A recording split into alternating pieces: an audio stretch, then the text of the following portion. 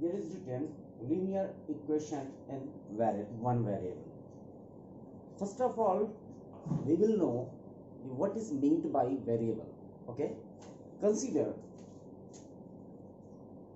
area of a circle equals pi r square. Dependency of area is on radius. Greater is the radius, greater will be the area of circle. Okay, here pi is a constant that is having a value that never changes.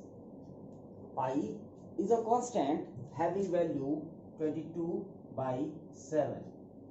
It is a constant. A constant is that never changes its value. Okay, this is constant. Whereas r can change its value from question to question. Consider in one question there is written radius of a circle is 7 centimeter. What will be its area? So dependency of area is on value of radius. Okay, r is a variable as it can have lots of values according to the change in question. As the question changes, data changes, the radius changes. That is a variable. It is not having a specific value. Okay, that's why it is given our name r. Okay, whereas a depends on changing value of r. So there may be two types of variables. There may be two types of variable. One that is independent, and second that is dependent. One that is dependent, second one that is independent. Here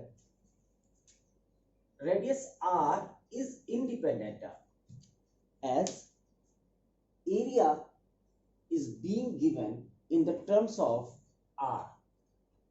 Otherwise we can also say the area is a function of r. Area is a function of r. What is meaning of function? Mean area of the circle functions according to the value of r. Area of circle functions according to the value of r. Okay, so we can have lots of values of variables like x, y, z, r, a, b. These all can be used as variable. तो आपने देखा दो तरह की term आपने पढ़े, एक constant जिनका मान कभी बदलता नहीं है, दूसरे वेरिएबल्स होते हैं जिनका प्रश्नों के हिसाब से मान बदल जाता है. जैसे आपने देखा किसी सर्किल का, किसी वृत्त का जो क्षेत्रफल होता है वो किस पर निर्भर करता है? त्रिज्या की दो घातों पर निर्भर करता है ना. तो आपने देखा कि दो तरह के टर्म हो सकते हैं, एक वेरिएबल, दूसरा कांस्टेंट. कांस्टेंट वो है जिसकी वैल्यू कभी भी चेंज नहीं होती है. जैसे 5 इज अ कांस्टेंट, ये आप कहीं पर भी लिखोगे दैट रिमेन्स 5, है ना. आप पाई कहीं पे भी लिखोगे इट रिमेन्स पाई. ये प्रश्न के हिसाब से बदलता नहीं है. ठीक इसी तरह से आप कोई भी अंकीय मान लिखोगे, कोई भी अंकीय मान, any numerical value, that will be what? Constant. That will be what? Constant.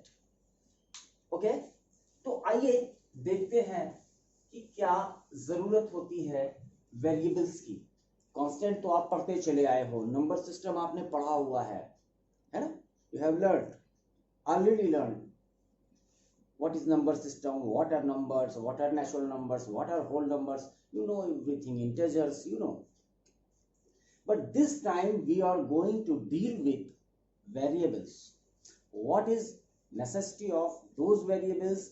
In variables की या इन चरों की, इनको हिंदी में क्या कहा जाता है? चर और अचर। अचर वो जो चल ना सके, मतलब कांस्टेंट, और चर वो जो चल सकता है, दैट इज वेरिएबल।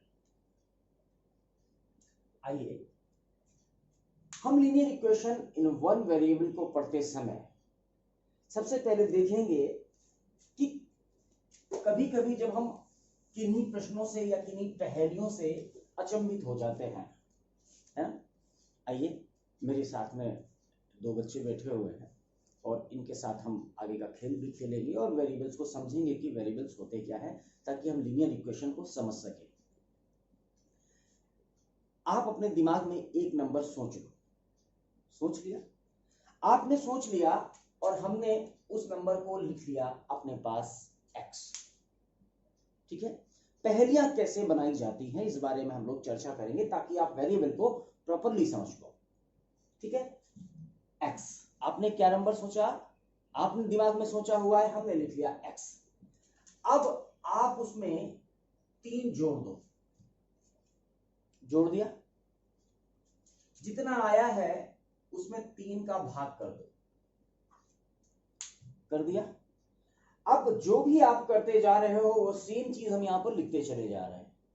ठीक है, आपने जो सोचा था वो हमने अननोन है हमारे लिए, that is unknown to me, उसको हमने x लिया, that is a variable.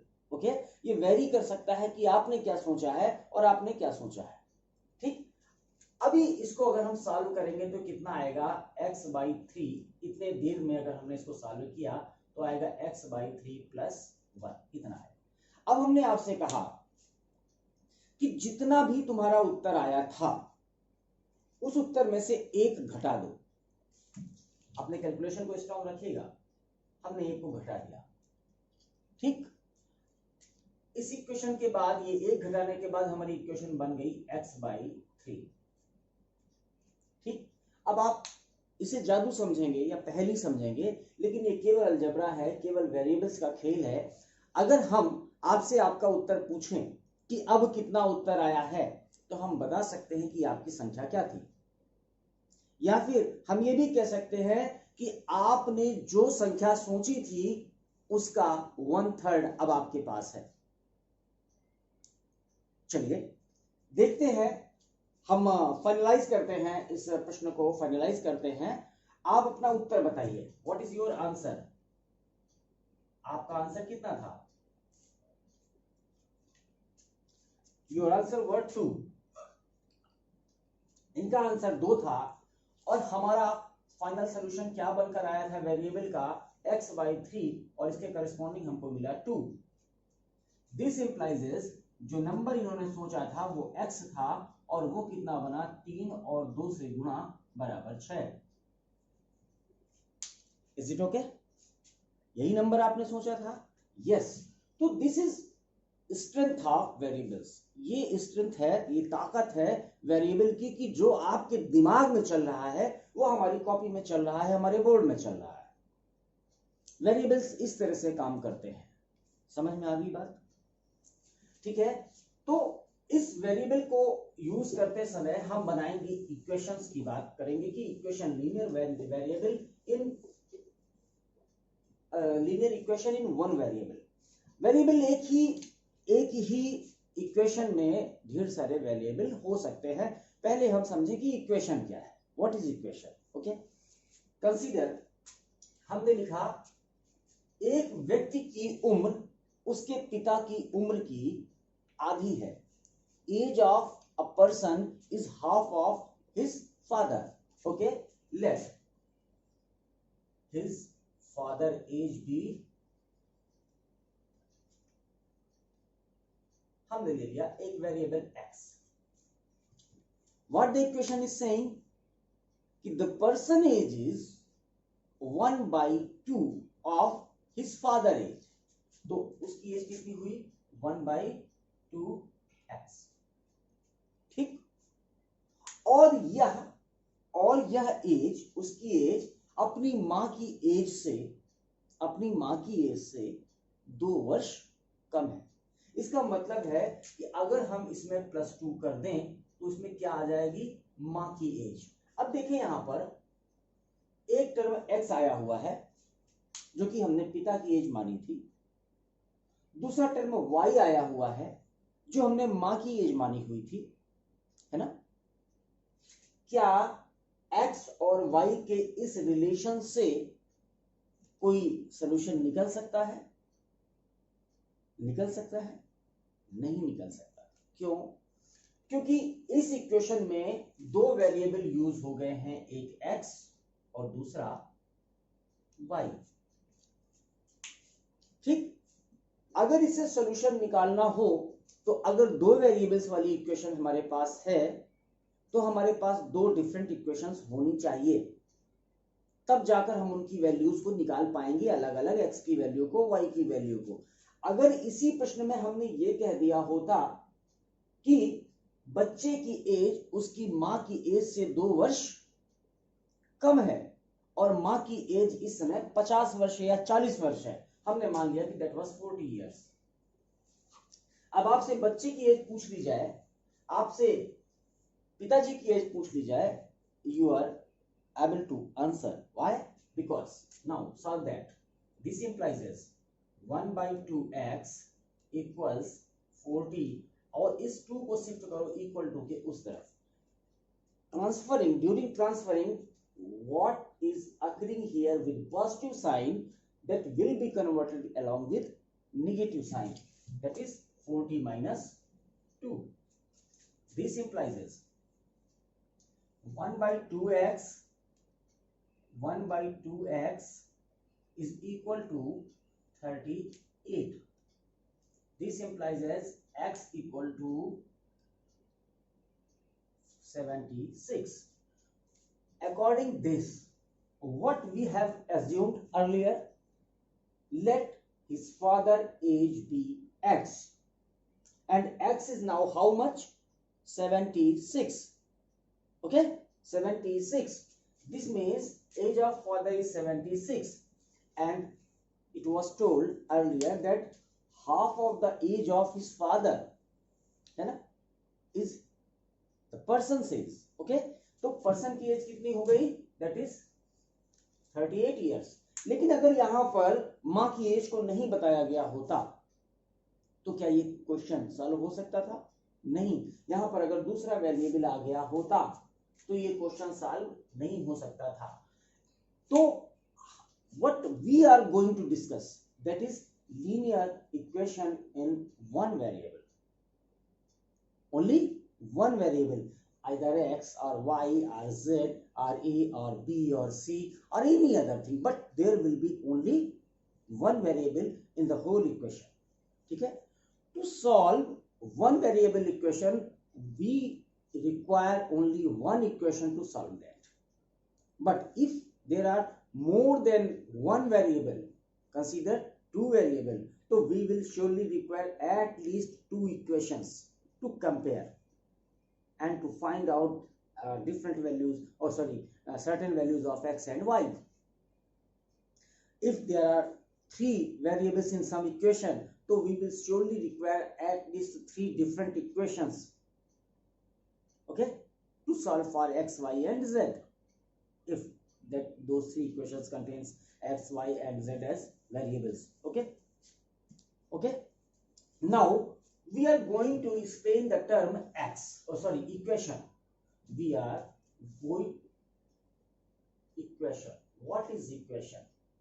This is equation. What is the term equation? Equation shows equality. Equality. Equation, what does equation shows? It shows equality. बराबर के इस निशान के बाद हमने यहां पर 40 रख दिया था, है ना। इसने 40 की बात करी कि यदि बच्चे की एज में 2 साल और 2 जोड़ दिया जाए तो वो 40 हो जाती है, यही तो था। लेकिन अगर ये ऐसा होता, यहां पर इक्वालिटी का मामला था, यहां पर आप देखें, यहां पर किसका मामला था? इक्वालिटी थी, इक्वालिटी। लेकिन अगर आपसे कह दिया गया होता कि when age of the person is added with 2, it is greater than 40. It is greater than 40. Do you have any idea कि what could be the value of x? No, you are not having, because there are lots of combination those will provide greater than 40.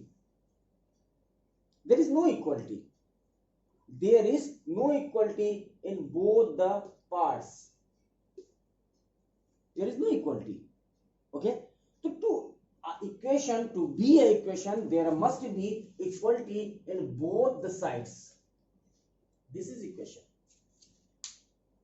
Is it okay? This is now an equation because it is telling us about equality in both the sides. Okay, now consider there is another change. Let it is being said कि a number when added with 10 is less than 40. Can you say it to be an equation? Can you say to be it an equation? No, because there is no equality. There is no equality. That's why it can't be said to be a equation. To be a equation, there must be an equality, and if there is an equality, then you can solve the equation for x. Okay, this is now what? This is linear equation in one variable. Okay, okay, this is linear equation in one variable, and many more.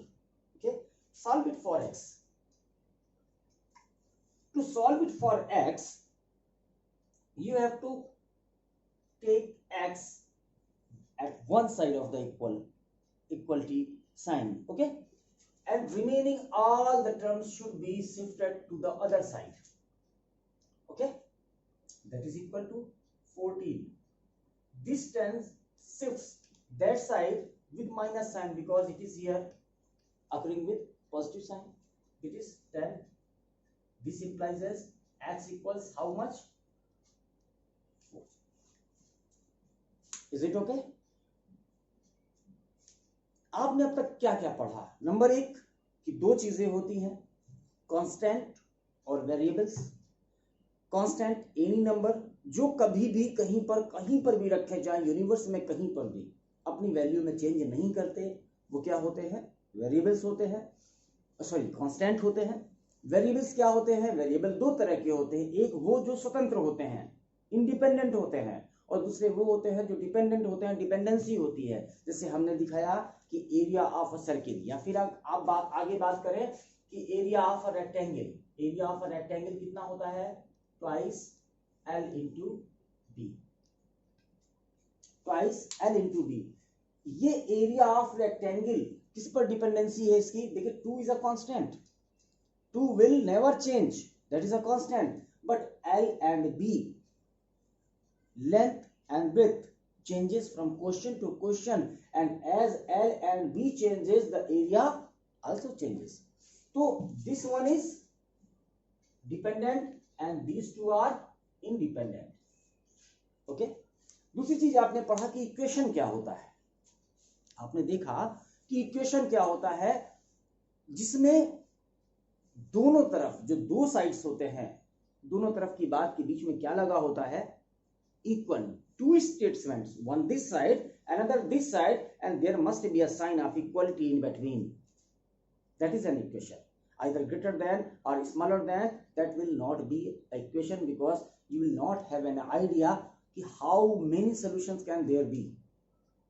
Okay, तो इसी चीज आपने देखा कि linear equation in one variable, two variable, more than two variables, आप क्या क्या चीजों की जरूरत होगी और इनके सीन होते क्या है. चलिए हम आगे चलते हैं, कुछ चीजों को देखेंगे. आइए बात करते हैं सम एक्सप्लेनिंग सम इक्वेशंस, ठीक है। यहां पे लिखा हुआ है 3x plus 11 is equal to 32. What can be the statement behind this? What can be the statement behind this equation, this one variable equation? Because there arise only x, not y, not any other unknown, है ना? Only one unknown, that is x. We can solve it for x. Okay. What statement behind writing down this equation? 3 times a number when added with 11 provides 32. What is the statement? 3 times a number. Let x is a number. Let x is a number. 3 times a number when added with 11 provides 32. या आप कह सकते हैं 3 times age of a child, 3 times age of a child when added with 11 years give 32 years. There may be many statements behind this. Okay. But when you will be provided with some question, there will be a certain statement and you will have to deal with that certain statement. Okay. Now consider the second. 6x minus 5 is equal to 11. Now can you illustrate? What? बोलो, मुंह से बोलो. 7. I'm not going to solve that. नहीं. 6x minus 5 equals 7. Okay. That is a different thing. There may be number of cases. Okay. It is independent of कि यहाँ पर 11 लिखा है या 7 लिखा है. Now, what can be statement behind this? Please stand up and tell me. What can be the statement behind this equation? 6x minus 5 equals 7. 6 into x minus 5 equals 7. What can be the statement behind this? 6 times a number minus 5 equal the. Yes, this is the learning. This is the learning. 6 times a number when 5 is subtracted from that. When 5 is subtracted from 6 times of a number, it provides 7 as a result. Okay. Now it's your turn. 1 by 4x minus 3 is equals 7. What can be the statement behind this? 1 by a number. Consider fourth part of age of a man when subtracted with 3, it provides 7 years. 4 times age of 1/4 times age of a man when 3 years are extracted from that, it becomes 7. Okay. Now you can solve it. You can solve it by simple means, by transferring terms one from one side to another. That is only shifting. Okay. Sit down. Okay. So now we are going to solve all these equations in one variables. 1 by 3x plus 5 equals 8. Now solving the equation. For each and every equation we will have to solve it for x. जितनी भी यहाँ पर समीकरण दिए हुए हैं, equations दिए हुए हैं, उनको हमें किसके लिए सॉल्व करना है? To find unknown. अननोन को जानने के लिए. And what is the unknown? That is x. तो first we will deal with this equation. Now this equation 3x plus 11 is equal to 32. Now 3x एक साथ में रखे हुए हैं. 3x इक्वल टू, आप 11 को शिफ्ट करिए, 32 माइनस 11. ओके. नेक्स्ट स्टेप में क्या जाएंगे? नेक्स्ट स्टेप में गए, अभी हमने इसको 3x के लिए सॉल्व किया है. यहां पर कितना आ गया? दैट इज इक्वल टू कितना आ गया? 21. कितना आ गया? 21. 32 माइनस 11 31 ही तो आया, 21 ही तो आया ना। ओके,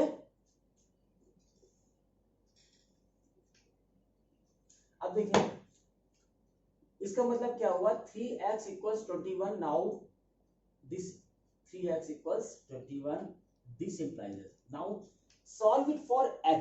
हमारा मोटो क्या है, x के लिए सॉल्व करना कि 3x के लिए सॉल्व करना, solve for x, hence here is x equals 21।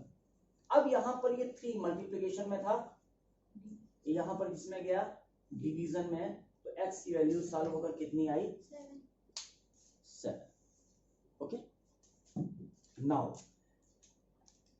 the second equation, 6x minus 5 equals 7. It will also be solved for value of x, not for 6x. Okay, 6 minus 5 this way, that will become plus 5. Okay, okay, समझ में आ गई बात, and that is how much, 7 5 12, 12. Now 6x providing 12, 6 times of a number providing 12, you have to find out for x. This implies as x equals 12 divided by 6, because 6 was here in multiplication. Okay, x equals 2, simple. Okay, now we are going to solve for this. 1 by 4 of x minus 3 provides 7. Shift minus 3 this way, कितना हो गया, ये plus 3 हुआ ना, ये वाला भाग यहां से हटा,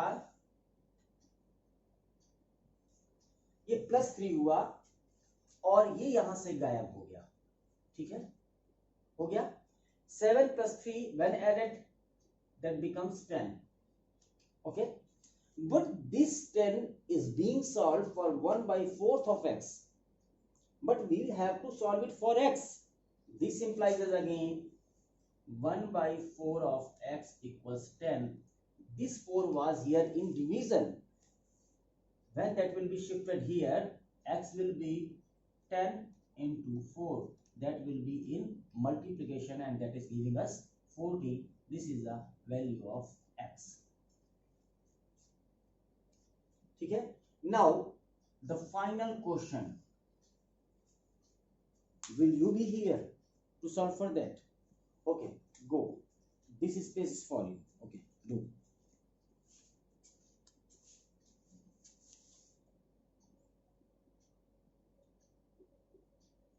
What, 1 by 3 plus 5,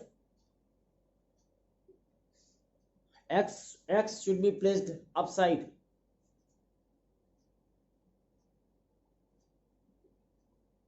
Oh, how, why there is multiplication sign?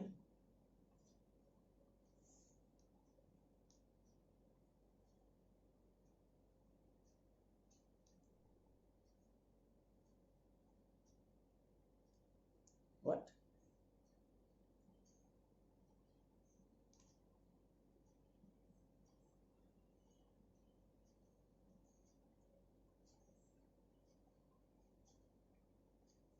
Okay, come on, we will verify, have you done it correctly, we will verify it. Okay, the important thing is not solving the question, but how you are solving the question, that is more important.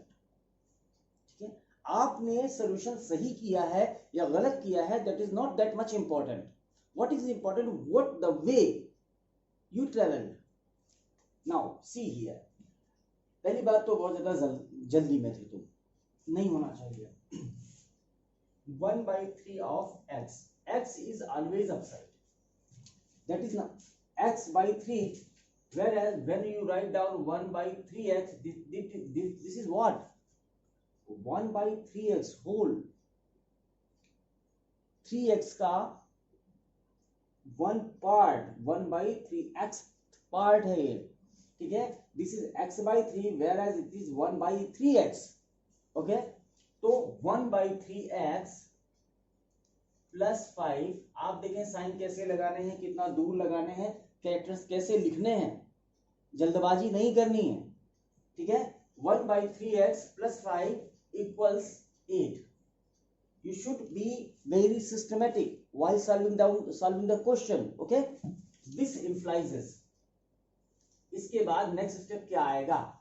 Solve it for 1/3x equals 8 minus 5. This again implies as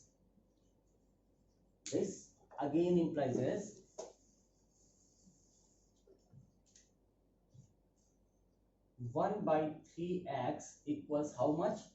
3. This implies as x equals 3 into 3, that is equals 9. आपने सही किया, लेकिन अब अपनी गलतियों को देखें, और सीखें. पहले एक चीज समझें कि क्या जो कैरेक्टर्स आपने बनाए हैं 3 या 5 या 8 या रिमेनिंग 3 या x, क्या ये अप टू द मार्क हैं? देखिए कि क्या आपने वैसे बनाए हैं जैसे बनाए जाने चाहिए थे? आपने नहीं बनाए हैं. Representation is very much important. That's why you should not do like this. Okay, now come here. इस स्टेप पर आने के बाद आप बेवजह कंफ्यूज हो रहे थे, आपने x को नीचे रखा जो नहीं रखना था. ठीक है, this step is quite good up to this level, quite good. Okay, but सारे के सारे कैरेक्टर्स आपको प्रोपोर्शनली बनाने हैं, प्रोपोर्शन में बनाने हैं. आप x इतना बड़ा बनाओ और 3 इतना बड़ा बनाओ, इसका मतलब नहीं है. समझ में आई? All the characters should be proportional. Okay? तो ये आपकी गलती है, नेक्स्ट टाइम मत करिएगा, कॉपी पर इसका अभ्यास करिए. 1/3x plus 5 equals 8. इसकी सेकेंड जो स्टेप आनी चाहिए थी वो ये आनी चाहिए थी. आपने क्या किया कि अपने मन से कुछ भी किया. देखिए, आपने इस 5 को यहां शिफ्ट किया, जिस बात को यहां पर दर्शाया नहीं गया है. दर्शाया गया है क्या? नहीं दर्शाया गया. आपने कुछ भी किया, 8 में से 5 घटाया, उसको 3 रख दिया, और इसके बाद आपने जस्ट इसके बगल से 1/3x शुरू कर दिया. कोई भी व्यक्ति, कोई भी टीचर आपकी इस इक्वेशन को प्रॉपरली समझ नहीं पाएगा. तो what is important? To be systematic while solving any question from mathematics, science, English, Hindi और any subject. Okay, so you must be very much systematic, and this is the system. This is the system how to move forward.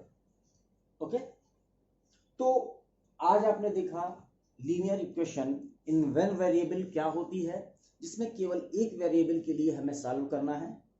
Equation का मतलब क्या होता है कि दो sides के बीच में कौन सा साइन आएगा? इक्वल टू आएगा, ना तो ग्रेटर देन आएगा, ना स्मॉलर देन आएगा, क्योंकि उससे आप रिजल्ट्स निकाल नहीं सकते.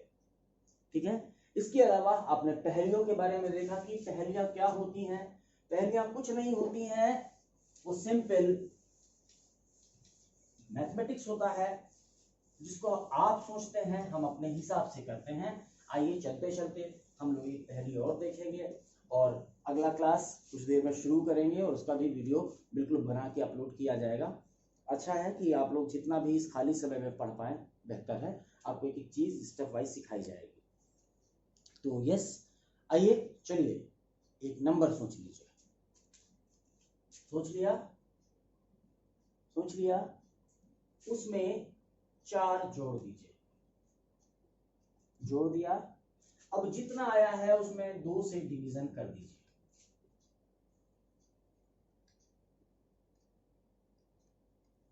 कर दिया. अब जितना आया है उसमें 6 जोड़ दीजिए.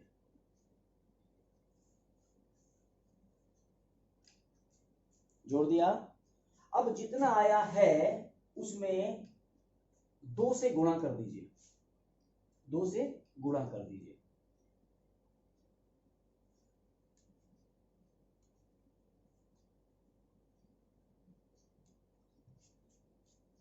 ठीक.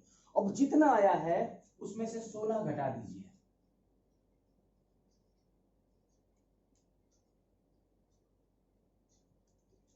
घटा दिया.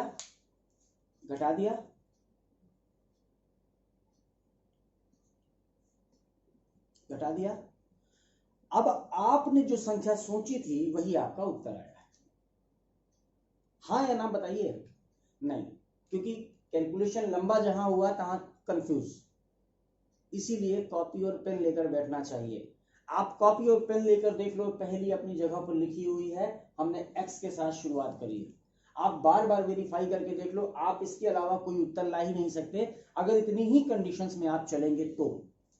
अगर इस कंडीशन से आप बाहर जाएंगे तो फिर आपका उत्तर गलत हो सकता है, लेकिन अगर आप ऐसा चलते हैं तो कोई भी दिक्कत नहीं होती है। अलजबरा एक बहुत शानदार मैथमेटिक्स है, इसके साथ काम करते हुए हम लोग बहुत बेहतर ढंग से आगे बढ़ सकते हैं। एक बार मैथमेटिक्स का बेस आपके दिमाग में बन जाता है तो इसके बाद सारी चीज़ें बहुत आसान हो जाती हैं, क्योंकि मैथ वो सब्जेक्ट है जो आपके दिमाग को लॉजिकल बनाता है, लॉजिक से सिखाता है। ठीक है, ओके। फिर से देखें, एक नंबर आपने सोचा, उस नंबर में 4 का योग किया, एडिशन किया, और उस पूरे का जो रिजल्ट आया उसको आपने 2 से भाग कर दिया, डिवीजन कर दिया। फिर जो रिजल्ट आया उसमें 6 जोड़ दिया, 6 जोड़ने के बाद जो रिजल्ट आया उसमें आपने 2 का गुणा कर दिया, 2 का गुणा कर दिया। ठीक है, 2 का गुणा करने के बाद जो रिजल्ट आया उसमें से आपने 16 सब्सट्रैक्ट कर दिया, और अब आपका उत्तर वही आया है जो नंबर आपने सोचा था। ये सब आंकड़ों की जादूगरी है और कुछ भी नहीं है। समझ में आ गई? ओके, चलिए ठीक है, आज के लिए इतना क्लास। मेरा ख्याल है आप लोगों को समझ में आया होगा, समझ में आया? ठीक है।